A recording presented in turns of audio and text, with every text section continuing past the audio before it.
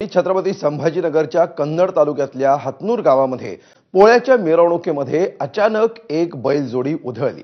मिरवणुकीमध्ये मोठ्या संख्येने लोक सहभागी झाले होते। ही उधळलेली बैलजोडी लोकांच्या घोळक्यात शिरली। या घटनेमध्ये 15 जण जखमी झाल्याची माहिती आहे।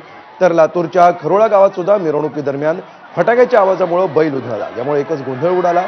या घटनेचा व्हिडिओ आता समोर आला।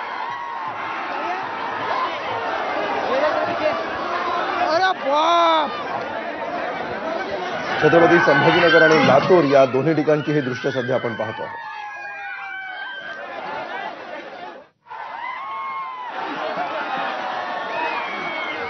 अशा प्रकारे या बैलानं थेट गर्दीमध्ये हा बैल घुसला, तो उधळला आणि त्यानंतर त्यांनी थेट इतस्ततः धावायला सुरुवात केली।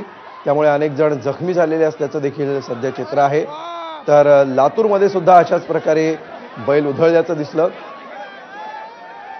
छत्रपती संभाजीनगर आणि लातूर या दोन्ही ठिकाणचे हे दृश्य।